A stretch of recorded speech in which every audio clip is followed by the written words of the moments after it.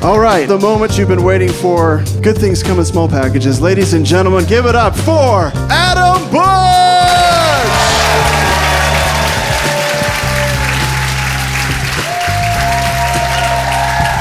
Thanks for coming out. Packed house, this is awesome. I do kind of feel like, just based on the fact that we've been working from home and quarantine, you guys would have come out for just about anything. You mean there's something happening where I don't have to homeschool my children? It's in the basement of some creepy building downtown Tulsa. I'll be there. It's good to see you. I'm going to tell you what we're doing tonight. This is what's called like a working out material show. We're working it out. I'm going to tell you a little bit about how I got into comedy, but what I'm going to do tonight are jokes and stories. Some of them I've been telling for like 15 years. Some of them I've never told to an audience before, so we'll see how it goes. I remember the first time that I ever told a joke publicly. I was a freshman in high school, and my math teacher said, "Adam, read the next definition in the book." And I said, "Circumference, the distance around something. Circumference, not to be confused with circumcision." It's a pity laugh. It's not a great joke, but to a bunch of 15-year-olds, comedian of the year. There was this really hot girl sitting next to me, and she leaned over, and she's like, "You're pretty funny, Bush." I lived off that emotionally for a year. I was talking about this joke to my wife, Diana, the other day, and she goes, "A year? Because you're 39 and you're still talking about it."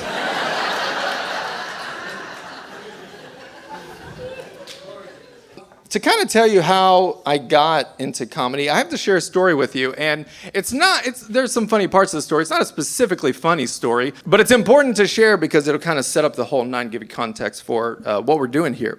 15 years ago, I started listening to this comedian named Mike Birbiglia. I heard him on my favorite radio show, This American Life, which is hosted by my favorite storyteller, Ira Glass. The thing about Mike, up until this point, I'd only heard comedians tell like set-up punchline jokes, but he told stories and just found the humor in them. Fast forward to 2017, and he's got a one-man show happening on Broadway. It's called The New One. And he says, I'm holding a contest called Birbig's Understudy. It's based on the idea, like, it's a one-man show. He can't have an understudy. You know, that wouldn't make any sense. It's like, now, coming out and doing Mike Birbiglia's The New One, not Mike Birbiglia. Like, this ain't gonna work. So he says, make a video of yourself doing one of my old bits, post it online. I'm gonna pick my favorite one. You're gonna come out and open for me in New York on Broadway. I thought, I think I could do this. So I made a video and I posted it online. I entered the contest. Later that week, I was talking with a friend who I really respect, and she said, "What is this contest that you're talking about?" And so I showed her the video and I explained the idea of the contest, and she looked at me and she goes, "That's a weird idea for a contest." And then she just walked away. Like, it wasn't a criticism, but it was not a compliment. It's like when somebody looks at you and says, "Hey, you got a haircut," and then that's it.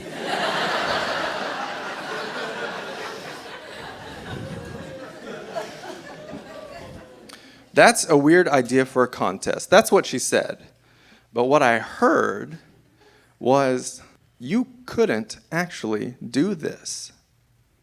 So the deadline for the contest came, and it went, and that was that. People would ask me, "Did you ever hear from the contest?" I'm like, "No, but it was fun to enter," which was kind of a lie because I felt kind of silly. About a week later, I'm at work, and my phone vibrates with an Instagram notification, and it says, @New1Bway is now following you on Instagram. That was Mike's show. And I said out loud to my friend, "That's weird. Mike Birbiglia's show is following me on Instagram. They probably follow everyone who entered the contest." But then I got another notification. And this time it was a direct message from the show. And it said, "Hey, Adam, guess what? Question mark." And then those 3 little dots popped up for what felt like a freaking eternity. Until finally it read, "You won."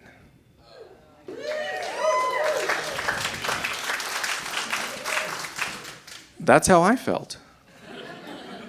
Honestly, I lost my ever-loving mind. I was running and screaming and jumping at work as loud as I could. The people on the floor below us, like came up. They're like, "What's going on? Is somebody hurt?" And they're like, "No, Adam's going to perform on Broadway." And they're like, "That's different than what we thought." About 5 days later, my wife and I are standing in the Court Theater just off Times Square. We're talking to the producers about the night, how it will go, and the door behind me opens up, and in walks Ira Glass. Ira Glass is my favorite interviewer, writer, storyteller of all time. Like, sir, what do you do for a job? I'm a teacher. So you get it. It's like if you saw your favorite teacher.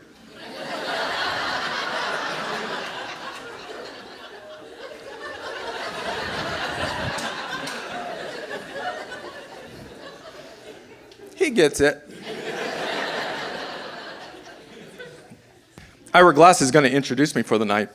So we're in the auditorium, and he's on stage just running through what he's going to say. And I'm thinking to myself, if I get any time with Ira Glass, I'm just going to ask him, "Why did you pick me?"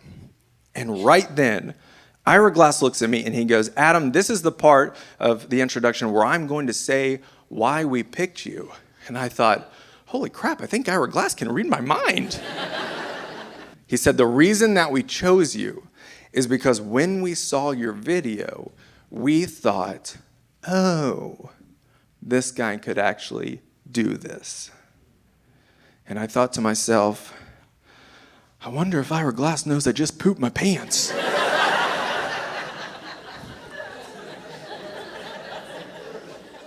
My biggest fear of the night was that the crowd would not be on my side. Like they've traveled from all over the world to go to a Broadway show to see their favorite comedian. But first, here's a kid from Tulsa, Oklahoma, whose only experience doing stand-up up to this point is one time he did a sketch at a kids' camp with a puppet. It's true. It's true. Right then, Mike Birbiglia walked up to me and he said, "Hey man, you can't mess this up. Because whatever you do, that's the show, and it's going to be great." And I thought, that is not how performing works, Mike Birbiglia. I'm not going to go out there and bomb, and they're like, "Well, that was terrible, but that's the show." But I went out there, and I did it, and he was right. Afterwards, to get back to my dressing room, I had to actually leave the theater and go to the stage door, and there were a mob of people out there waiting for Mike to come out, and they had told me, when you get to the bouncer, just tell him your name. And so I walked up to him kind of nervously. I was like, "I'm Adam Bush," like with that question mark at the end.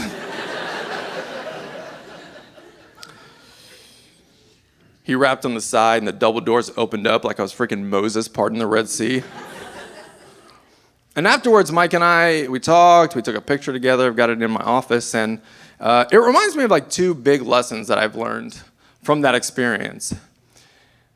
The first is, we all have opinions, and it's easy for all of us to be critical, but man, is encouragement powerful. The second thing that I learned was, if my first experience doing stand-up is being introduced by Ira Glass to open up for Mike Birbiglia to a packed house on Broadway, if that's my first experience doing stand-up, then I think professionally, my career is going backwards.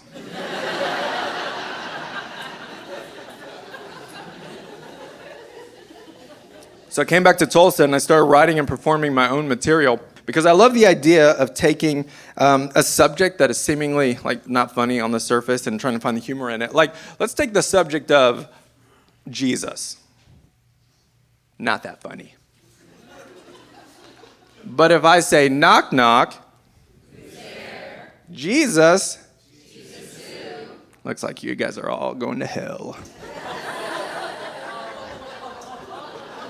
Then it's hilarious.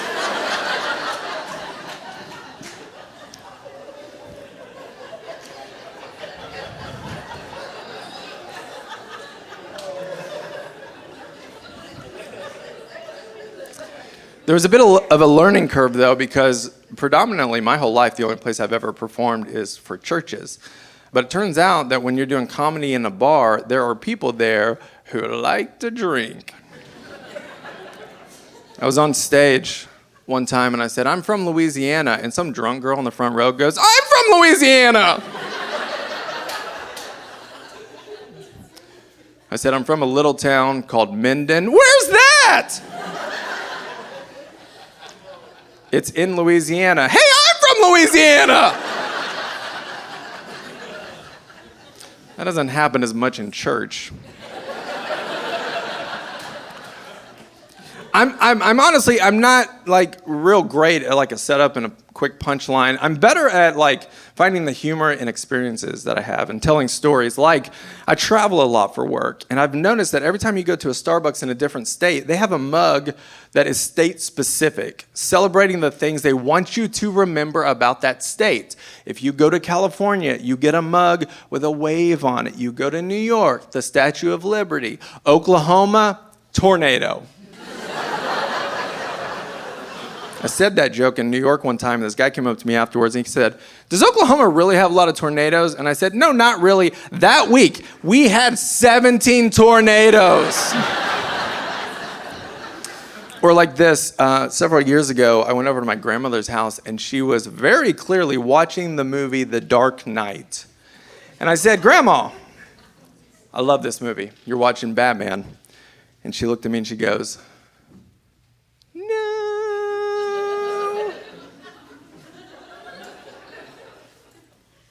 this is a movie about that detective fellow.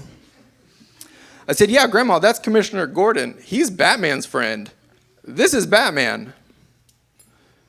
No. They're trying to catch that guy who wears all the white makeup.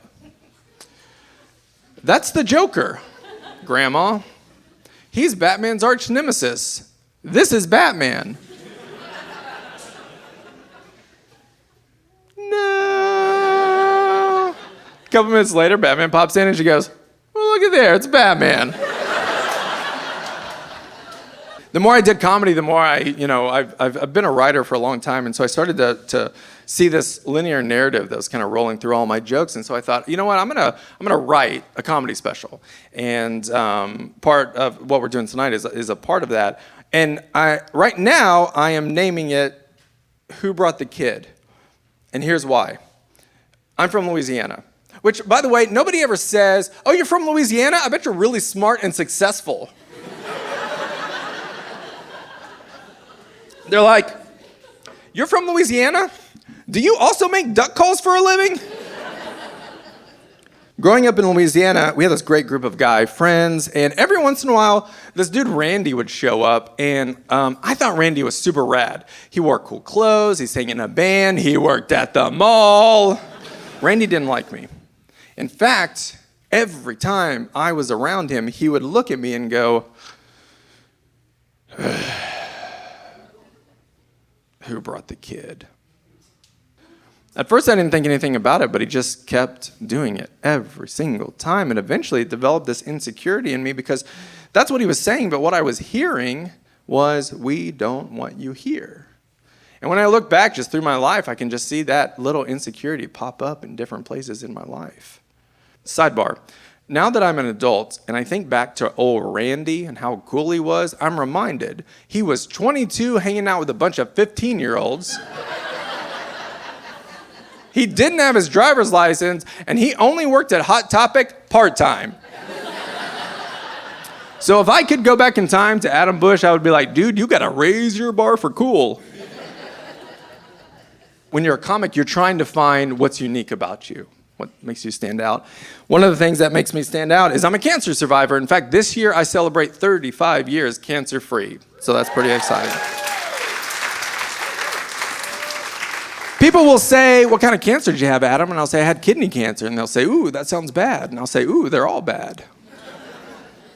Here's how we found out I was sick. When I was 3 years old, I would ask my mom for something to eat, and she made me a bowl of cereal. And I took like 2 bites, and I was like, I'm full. She's like, you're not full. Stop messing around. Finish your food. Later that year, the doctor diagnosed me with a tumor that was so large, he said it's pushing into his stomach, and it's probably making him feel full. So I was right. When I was diagnosed, the doctor gave me a 98.6% chance that I would die. Is the 0.6 necessary?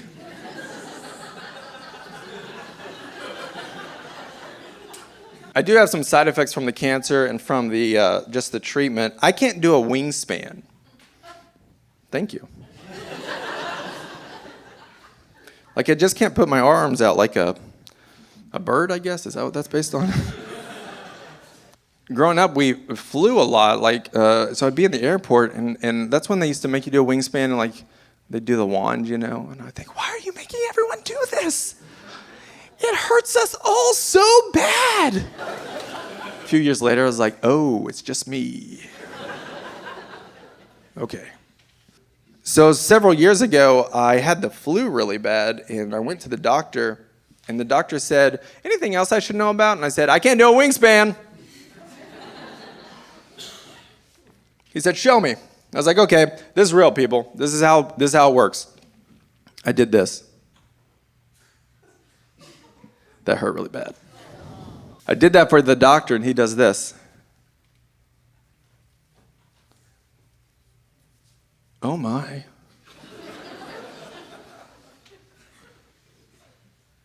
Do that again. A couple weeks later, I saw that doctor at Target with his wife, and I heard him say, that's not what I was telling you about. My calves are underdeveloped. My calf muscles are just non-existent. And people would ask me, like, if I was wearing shorts, like, what's going on? I'd be like, oh, it's from the chemotherapy from cancer. And so a few years ago, I was back at the hospital that treated me for cancer. And they're like, any other side effects that are bothering you? And I was like, no, just got the calf thing. And they said, oh, that's not from the cancer. That's just your body.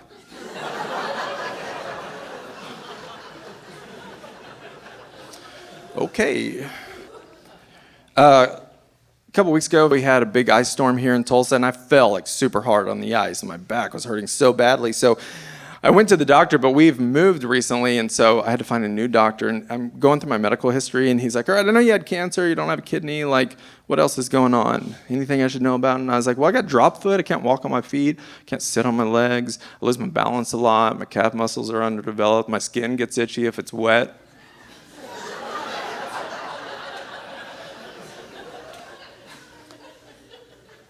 He says, okay, and I say, I'm not done. He said, I know, I just got to go get another chart to fill out. Never filled the first one up before. So when I was 17, we were in Louisiana, and my parents said we're going to move to Tulsa. And I would tell my friends about it, and my friends would say, oh, hey, we know Tulsa. Like, there's a whole season of the show Friends where Chandler moves to Tulsa, or works there. And he calls Tulsa the Paris of Oklahoma. So needless to say, I was a bit underwhelmed when I got here. Which, sidebar, I remember seeing the very first promo for Friends, and I was like, a show with a stupid title like Friends? I'd give it a week. 20 years later, I'm showing it to my daughter, Luna. I'm like, that's Monica. She makes $8 an hour working in a crappy diner, but she can afford that $1 million apartment. It works out.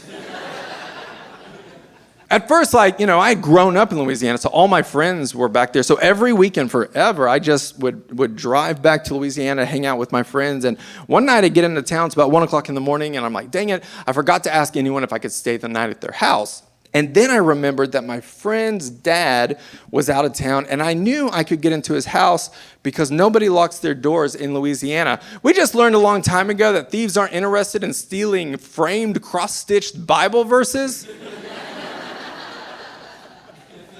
Or those singing fish you hang on the wall. So I pull up to his house, and his truck's in the driveway. I'm like, dang it, maybe I'm wrong.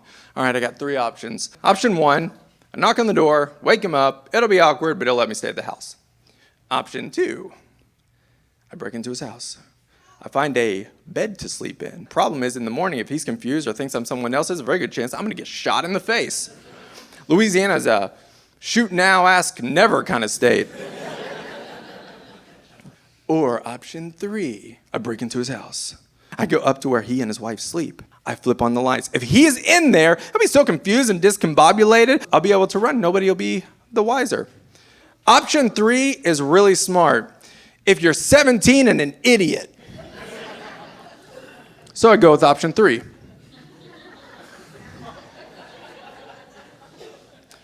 I break into his house. I creak up the steps. Pitch black darkness. I look for the light switch, and I count down internally.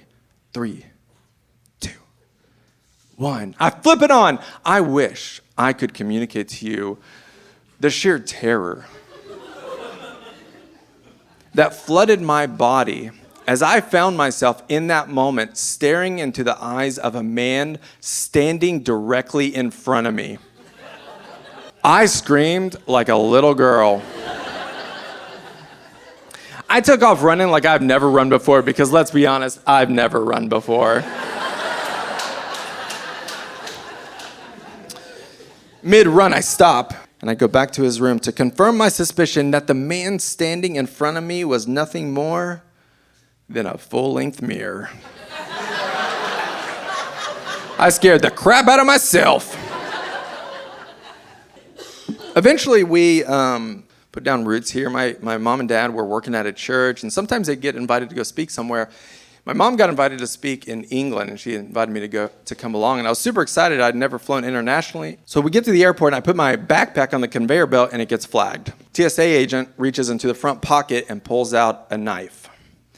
Immediately, my mind flashes back to a year earlier when a friend of mine gave me that knife as a gift.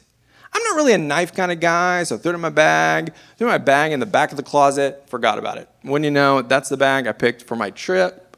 I never checked the front pocket. So there we are with the knife. But it's not just any kind of knife. It's a switchblade. Here's a fun fact. It is illegal to carry a switchblade in the state of Oklahoma. Here's another fun fact. It's a federal offense to carry one into a federal building, like an airport. So we take a walk to the basement, and the agent leaves me in this room by myself, shuts the door, and I'm there for 4 hours. Eventually, the door opens, but this time it is a Tulsa police officer, and he says, "Mr. Bush, you are under arrest." I feel like this is a safe place. I feel like I can be honest with you people. In that moment, I bawled like a little girl. I mean, just ugly crying. And the cop was so nice. He was just like, "Where were you headed?" And I was like, "I was going to London." Puts me in the car, takes me down to the jail. They take my belt, everything in my pockets, my shoelaces, my dignity. They put cuffs around my ankles like I'm going to be able to make a run for it. One of the cops says, "You want a pillow and a blanket? You're going to be here all weekend." I'm just like, what are we talking about? This was an accident. I'm not supposed to be here. I don't do this. I don't go to jail. I go to church. I knew that a judge had to post your bail. What I didn't know is you can't pay your bail yourself. You need somebody on the outside that can get you out. I could make a phone call. The problem was I didn't have my cell phone, so I didn't and couldn't remember any numbers. Not totally true. I could remember the Mazzia's pizza delivery number. I didn't feel like that'd be very helpful. So I wait there for 8 hours, and eventually they call my name. And they take me through this door, and there's this like grate in it, and they hand me this envelope, and the door behind me buzzes open, and there is my father. And he's not mad, he's not coming down on me. He just gets up, and he gives me a big hug. And he says what any good father should say when he busts his son out of jail. "You want to go to Wendy's?" My parents met November 21st, 1980. They met in Bible school, and afterwards they became traveling children's ministers, which sounds creepy because it is creepy. Actually, it was pretty awesome. Churches would call my parents to come and do rallies, big kids' crusades at their church. My dad would tell Bible stories. They do skits together. My favorite one was my dad was teaching from the verse in the Bible, John 10:10, which says, "The thief comes to steal." And he had made all these blocks of cheese out of styrofoam. And while he's talking, my mom comes out dressed up in a mouse costume. You see where it's going. Steals a block of cheese, runs away. Kids are speechless. They don't know what to do.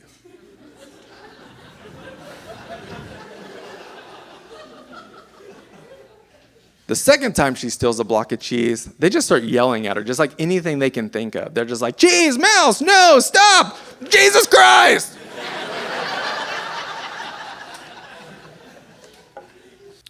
By the time I was 6 years old, we had traveled so much that I had been to every state in the continental U.S. My parents told me one time we were driving along, and from the back I yelled, we passed our house. It was a Holiday Inn.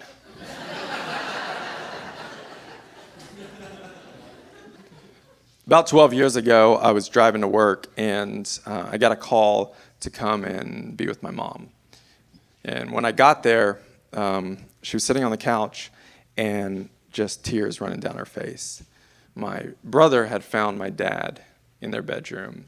He had passed away from a heart attack. And like growing up, my parents they did everything together. My mom, I just always felt like her plan was to do his plan. And that wasn't an option anymore. And just like to make the whole situation way worse, the only life insurance policy my dad had was sitting on his desk unsigned. Like that. My mom's best friend of 30 years is gone. Previously, when my dad was like, let's plant a church, my mom was right there Sunday morning playing keys like a good pastor's wife. He said, I want to teach at the school that we met at. She gets a job there too, moves our family there. He says, I want to start a publishing company. And like overnight, she hires an assistant, finds an office, and she's like super into it. I mean, she wasn't just doing it. She was just like into it. She'd call me up and say, honey, guess whose book we're publishing? Do you remember Sylvester Stallone? Yeah, I know who Sylvester Stallone is, Mom. Well, we are publishing a book for his brother Frank.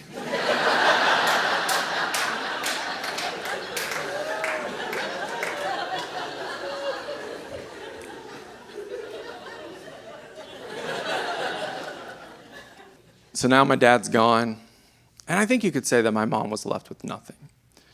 But she had one thing. She had that little publishing company.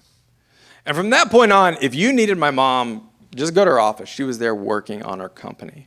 She was like into it. She's networking. She's like a boss lady. Like this woman who one time called me and asked me how to install Facebook on her computer was full on just like a CEO. I'll admit, if Mom had just like given up, I wouldn't have blamed her. But she didn't. She just kept going. I'm really proud of her. She's sitting right over there.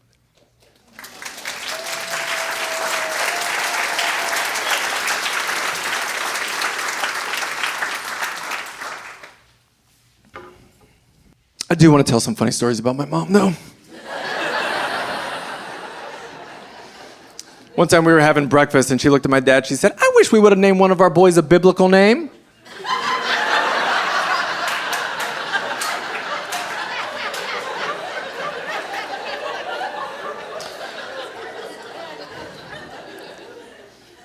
I mean, I guess you could have named me Jesus. When I was in high school, we had a family friend named Bruce. And Bruce got really sick, and he was in the hospital, and it wasn't looking very good. And I came down one morning for breakfast, and my mom was in the kitchen. She closed the refrigerator door dramatically, and she said, honey, last night, Bruce died. I was like, oh, man, this sucks. She goes, yeah, he died. Luckily, the doctors were able to revive him. He's doing much better now.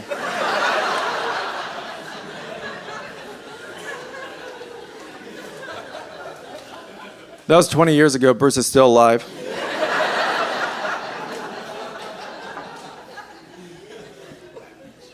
One of the things my parents always instilled in me was a love for travel. A couple of years ago, actually a few years after the resurrection of Bruce.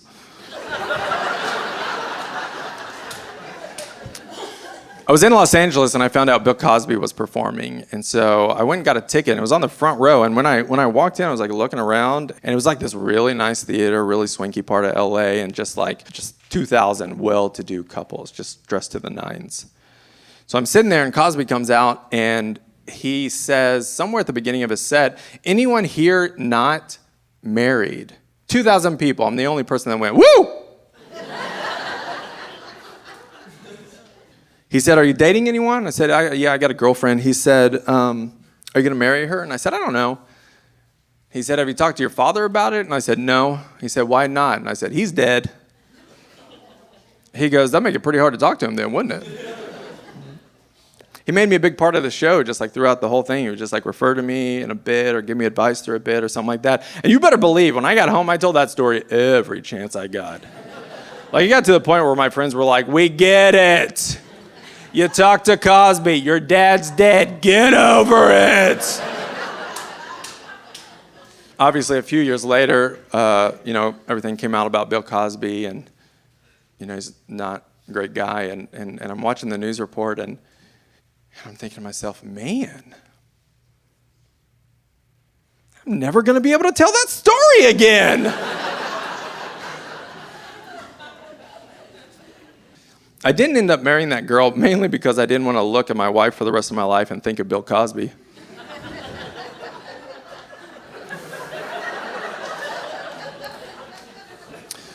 But a few years later, I met a girl named Diana. And I met Di at work, and instantly I was super attracted to her. She's beautiful, so cool, way out of my league. Like, if she's the NBA, I'm, me. Work had us working on projects, long hours, late nights, and normally I'd be like, this is really annoying, but back then I was like, this is the best. I'd want to call her, just to kind of talk to her, but I'd have to make an excuse, like a work-related excuse. The problem was I wouldn't come up with the reason before she answered the phone, so I'd end up saying something like, "Just wanted to remind you, work starts at 9.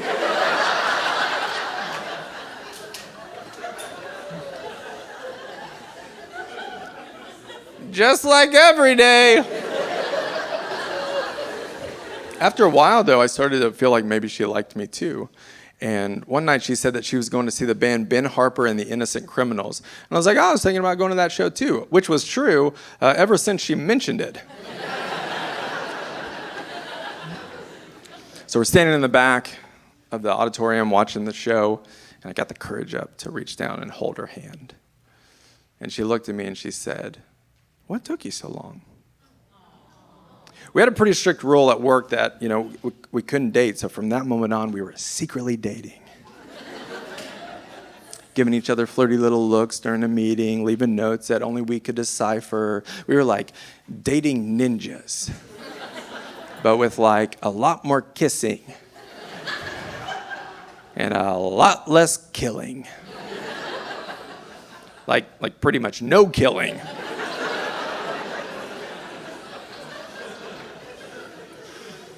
I'd like to say that our dating relationship was like smooth sailing, but about a year and a half into it, I broke up with her. It's not that I didn't like her anymore. I just was, I was a young guy. I was confused, didn't know if we were going to get married, that sort of thing. And she knew, she was certain we were going to get married. She called me one day and she said, "Are you telling me honestly that we're never going to get married?" And I said, "Listen, we are never, ever, ever getting back together." Diana, we're never getting married. 5 months later, we got married. This year, we celebrate 11 years of marriage. I'm really excited.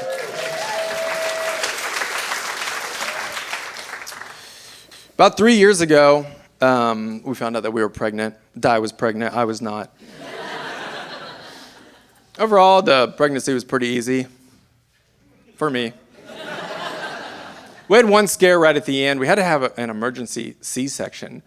And they said, "We got to do an epidural right now or we're not going to be able to do it." And so it's just this insane moment at the hospital. And they have her sitting on the edge of the bed. And I'm like facing her this way, sitting in a chair lower than her. And I'm trying to help her arch her back. And I'm just trying to be there for her. The contractions are crazy. It's just like the most intense moment I've ever been.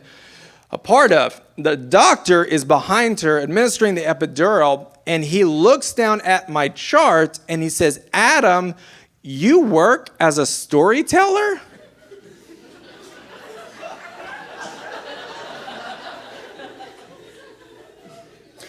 Tell me, what makes a good story?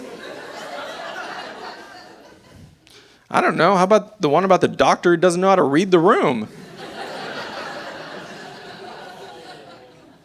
But we did it.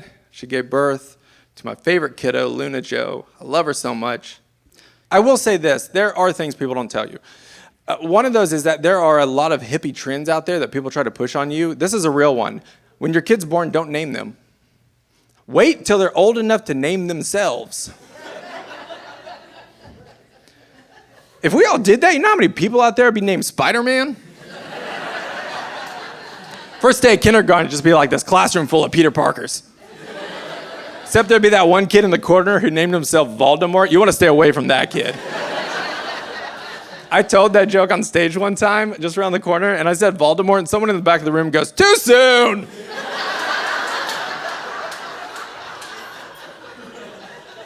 I'm sorry, sir, are you mourning the death of a fictional wizard?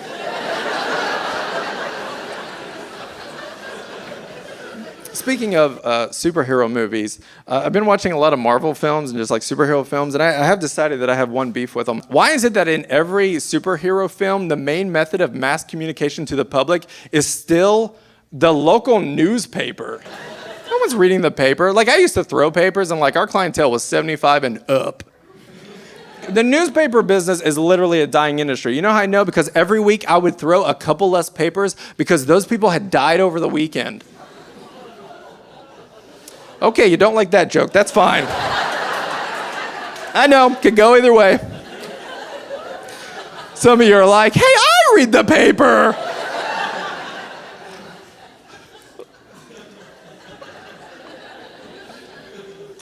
I was gonna let that one sink in. One thing I like about having a kid is that we get to watch a lot of Disney movies. I'm a big Disney and Pixar fan, and I've decided that my favorite film is Finding Nemo because I like it when the title of the movie is also the end of the movie. I wasn't going to tell that joke tonight because nobody laughed at it last night. And Diana, my wife, has for months now been saying, that joke is stupid. It's not funny, which means it's not a joke. And now I'm just gonna do it more. The thing about kids that I'm learning, is how much smarter she is than I expected so early. Like every night we put Luna down with a bottle, which, by the way, put her down is a terrible way to communicate your child's bedtime. Every night we put her down with a bottle, and she's learned that there's a Nest Cam in her room that we can see her with. And so the other night, about an hour after she's supposed to be asleep, I look at the Nest Cam, and she's just holding the empty bottle towards the camera. Like this house has bottle service or something. I mean, it worked. One of the things that's really cool about having a kid is I work in children's television. Several years ago, my buddy Steven and I, we wrote this television show for preschoolers called Pete and Penelope, and it's about a bunch of puppet characters that hang out in this treehouse that comes alive every time they step inside. And a network bought it from us, and we produced the first season last year. And one of the episodes I wrote was about all the characters going camping. And so I was like, well, I got to get a bunch of props for camping. You know who doesn't want you to buy their stuff for a preschool puppet show? Guys who run an army surplus store. I walk in there and just like I'm grabbing stuff that'll just like work for the show, and I throw it up on the counter, and the guy behind the counter is so old he looks like he parachuted to work. And he...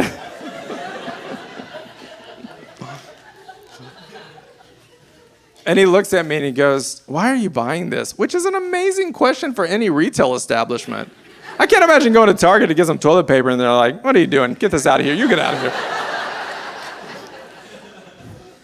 He picks up this little green pouch and he goes, "Do you know what this is?" And I said, "I don't." He goes, "This is a medic's bag. It would have held a tourniquet to tie off a soldier's appendage that had been blown off on the battlefield." And I was like, "Cool. I'm going to make it a hedgehog's backpack."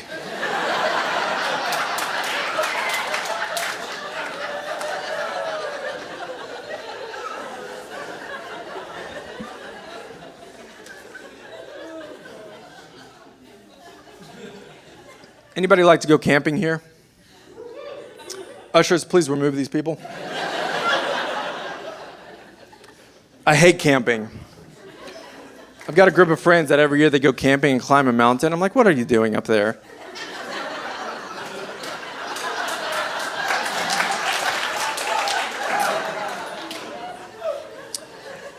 They said, "We get to the top and the goal is just to be..."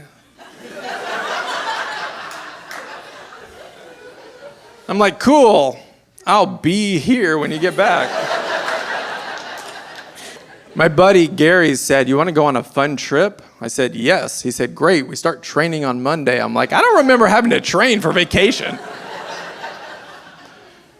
We drive to Durango, Colorado, which is this little town that's still stuck in the Old West. They have a general store there, not as a joke. We got to board this train to get into the woods, and train stops, and this guy gets out and just starts throwing all of our bags into the woods. He's like, "Finding your stuff is the first part of the adventure."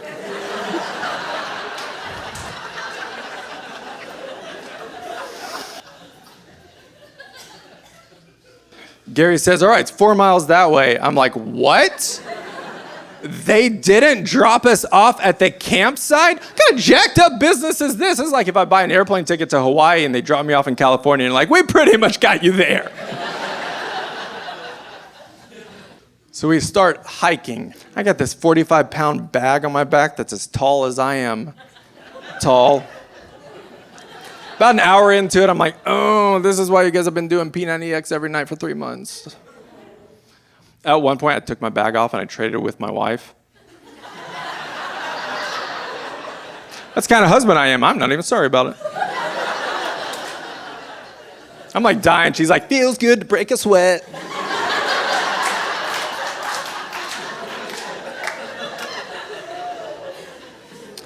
We hike for 6 hours. We get to the campsite and I'm like, "I gotta poop." So now I'm walking through the woods with a stick like I'm a freaking caveman looking for a Mother Nature-made toilet. And I find this tree that's got these 2 roots sticking out that are kind of high. It's like kind of perfect for my butt cheeks.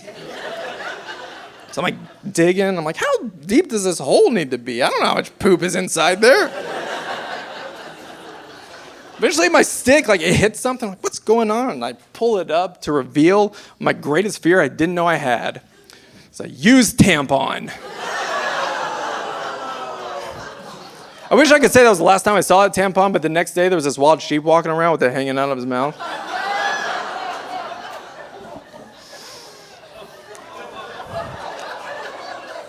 So I finished going to the bathroom, I'm pulling up my pants, and I look over and realize I have walked so deeply into the woods, I'm actually really close to this other campsite, and there's this family of 4 just looking at me with their mouths open. I'm like, that is something you will never unsee. I get back to the campsite, and I'm like, Gary, it's getting kind of cold. I thought it was going to be hot. And he goes, yeah, you know, now that I think about it, I was looking at the weather for Durango, but we're 50 miles north and 6,000 feet up, so it's going to get pretty cold. And normally that's not a big problem, except I didn't pack any pants. Actually, it's not totally true. Here's why. A year earlier, my wife Diana and I, we went to Australia, and I'm on the airplane, and the flight attendant comes up and starts to get something out of the overhead compartment, but fails to remember that items might have shifted upon takeoff. And so a very big, very full bottle of water falls out, nails me in the head. My coat goes flying all over the place. He felt so bad, he went to first class and got me one of those really nice toiletry bags that they give away. And it had like shaving cream and razors and soap, a pajama set. I don't know if you can tell, but I'm not a tall man. My pant size is 30-24. These pajamas were more of a extra large, one size fits all kind of thing. But they were really comfortable. So I packed them.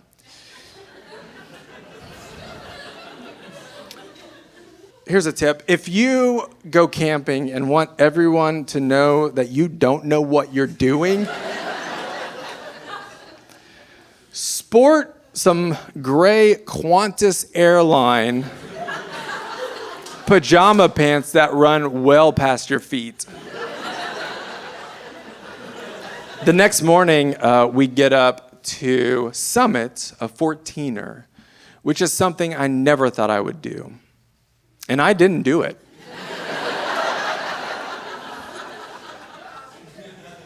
We're a little over halfway up, and my best friends and my wife, they come to me and they said, "We've been talking. We're concerned for you."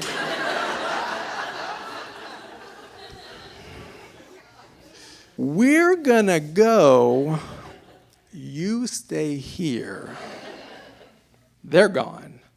I'm like, this is great. And I'm walking around the side of this mountain that I don't want to be on. It's raining, I'm freezing, I'm starving because I didn't pack any food for the day because I thought a better use of my bag space would be to pack a French press.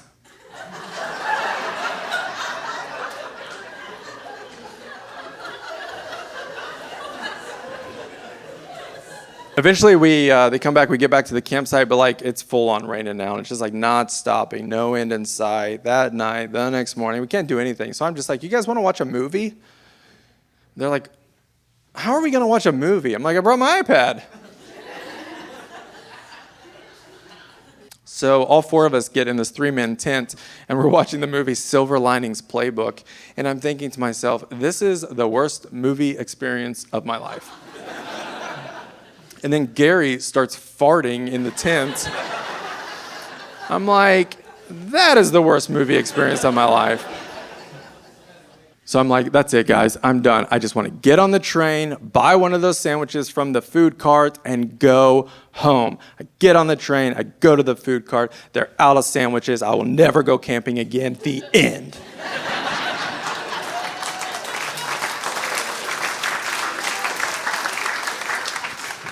You guys had a good time tonight? Have you had fun? I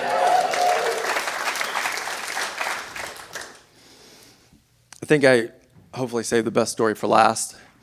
So I started this whole thing by talking about that thing with Mike Birbiglia and how I won it. And so fast forward to last month, Birbiglia is doing these Zoom comedy shows. And he had one on a Saturday night. Di said, I'm going to go have dinner with the girls. And I was like, great, I'll buy a ticket to the show.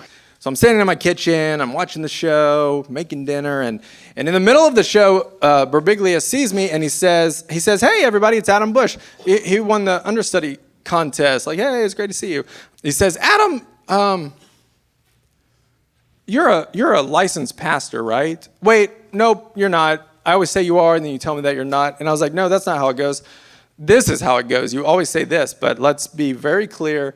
I am a licensed pastor. And he starts to have fun with it. And he says, that's not true. You're trying to rewrite history in front of everyone on my own show. Like he's just like having some fun. I know he's having some fun. You know who didn't know he was having some fun? The 1,000 Mike Birbiglia fans who from their perspective saw a guy they didn't know correcting a guy they did know. And they let me know real fast in the Zoom chat. The first thing they said was, hey, Adam Bush. Ugly fridge.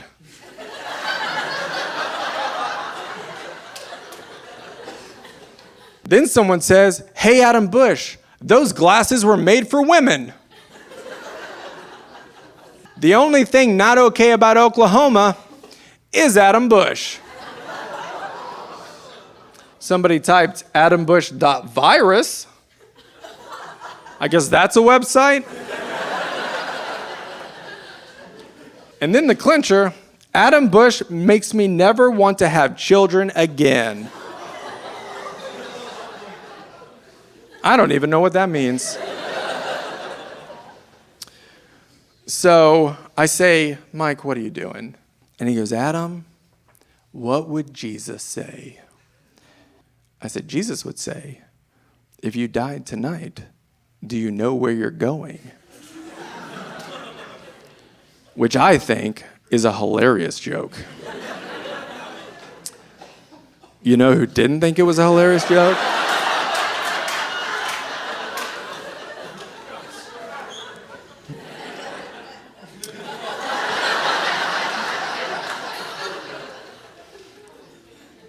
Adam and Eve, more like Adam is terrible.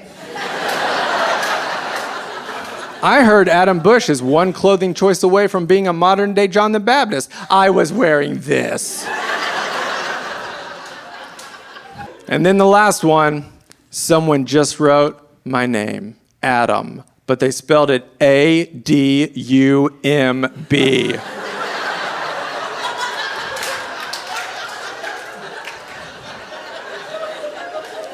My wife got home, she was like, how was the show? Different. Also, I'm pretty sure we need a new fridge. That's it, everybody. You've been an awesome audience. Thank you.